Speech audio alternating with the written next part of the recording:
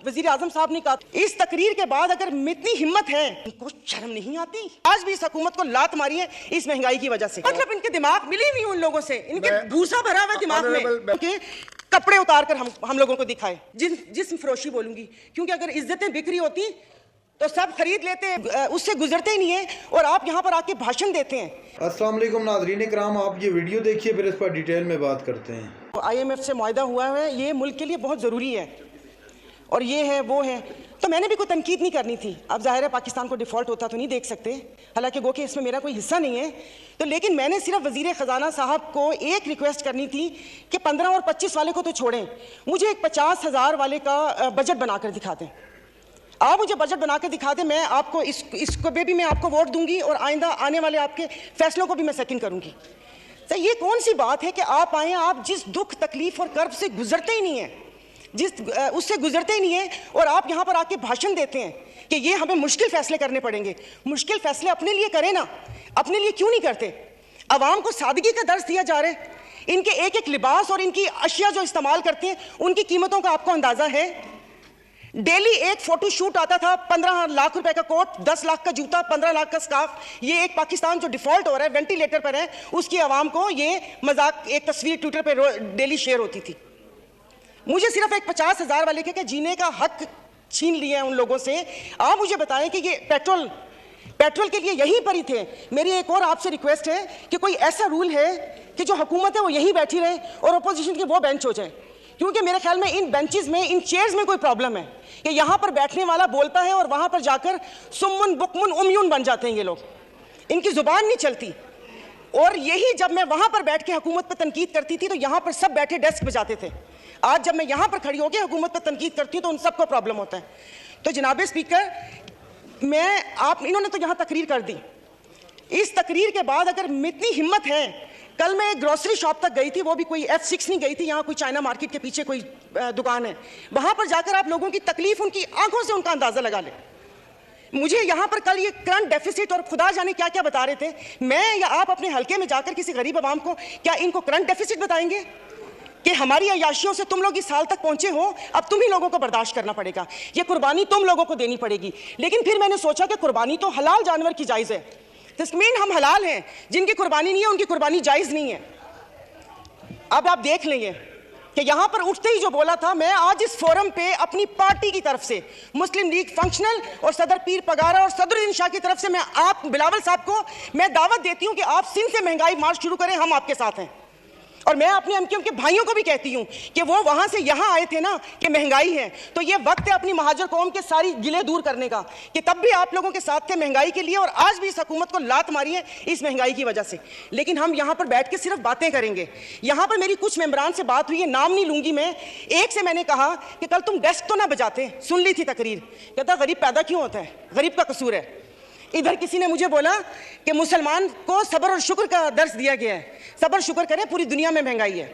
मैं Tim Hortons और क्या कहते हैं PSL का मैच देखने वाले और कराची 2 दरिया में खाने वालों की बात नहीं कर रही, मैं उसकी बात कर रही हूँ जिसके 5-5 बच्चे और एक बाइक है, वो पेट्रोल भरवाएगा, दवाई लेगा या क्या करेगा। इन्होंने यहाँ पर वो कहते हैं कि शहद में घोल घोल के यहाँ पर सारा ये बजट बता दिया।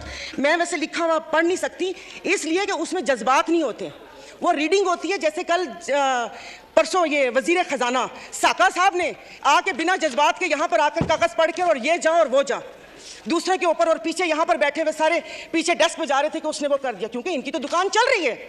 मैं उस दिन नहीं थी, मैं उनको खराज तहसीन पेश करती हूँ मुफ्ती अब्दुल शकूर को कि जिन्होंने एटलीस्ट इन 2 वजारतों के कपड़े उतार कर हम लोगों को दिखाए। ये ऐसे नहीं होगा। मुझे बताएं कि वो अवाम ही नहीं रहेंगी तो आप लोग हुकूमत किस पे करेंगे।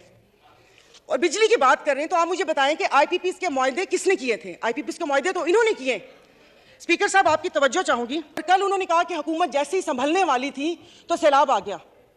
तो जनाब स्पीकर मुझे माफ कर दीजिए, जिस वक्त सैलाब आया तो उस वक्त तो हम अपनी जिंदा दिली का सबूत दे रहे थे। 75 करोड़ आवाम के खून पसीने और टैक्स की कमाई से हम यहाँ पर तकरीबात कर रहे थे।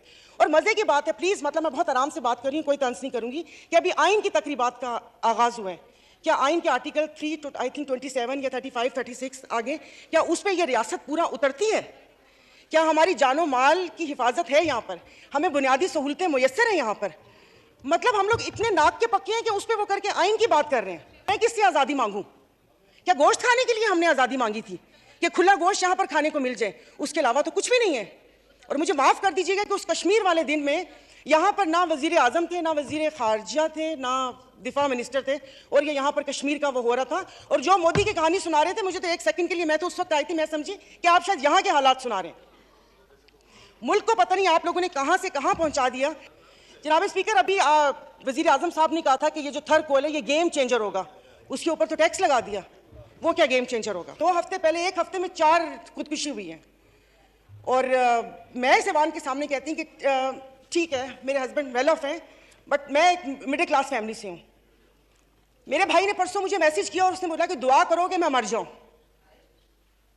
और वो सिर्फ एक मेरा भाई नहीं है, मैं पूरे अपने जो भाई जिनका राब्ता मुझसे नहीं है, मैं उनकी मैं बात कर रही हूँ। जब स्पीकर कल मैं गई थी, वो जिस बंदे ने 4 टमाटर और 4 आलू लेकर 400 उसके पास नहीं थे, उसने पर्स निकाला, मैं शर्म से गड़ के मर गई। 272 लीटर पेट्रोल आप लोगों ने मुश्किल करनी है तो आप V8 और बड़ी बड़ी ग्रैंड क्रूजर को 500 लीटर पेट्रोल देना। गरीब को आप नहीं वो करें। दवाइयां तो वो दवाई नहीं मिलती। सरकारी अस्पताल का आपने हाल देख लिया। मैं प्लीज आप मार दें, आप प्लीज मार दें। ये मेरी बहन पीछे बैठी हो तो पीछे ही बैठी रहो, अगली दफा की टिकट नहीं मिलेगी अगर ज्यादा मतलब इनके दिमाग मिली नहीं उन लोगों से, इनके भूसा भरा हुआ दिमाग में तो चली जाएगी यहाँ से। तो हम बदमाशियों को मार देना कि इस मुश्किल हालात में भी जीने की ख्वाहिश रखते हैं, ये बदमाशी नहीं है तो और क्या है? इज्जतें नीलाम हो। अभी तो पहले किसी ने मुझे कहा कि आगे क्या होगा, बच्चे तो बिकते थे, इज्जतें भी नीलाम होती थी। आई एम सॉरी, भले आप एक्सपेंस कर दीजिएगा अल्फाज, पहले ढके छुपे होती थी, अब खुलेआम होंगी। और मैं इज्जत नहीं बोलूंगी, जिस्म फरोशी बोलूंगी, क्योंकि अगर इज्जतें बिक रही होती तो सब खरीद लेते, फिर बिल लाने की जरूरत ना पड़ती कि इज्जत दो हमें। सब यहाँ पर बैठे हुए इज्जतें खरीद लेते अगर इज्जत बिक रही होती। तो आप मुझे बताएं कि कोई लाया अमल दे दें कि अगले 5 साल तक ये मुश्किल हालात बर्दाश्त कर लो या 10 साल तक बर्दाश्त कर लो, तो फिर भी तसल्ली हो कि ठीक है मैं नहीं रही तो ठीक है, मेरे बच्चे उसमें रहे।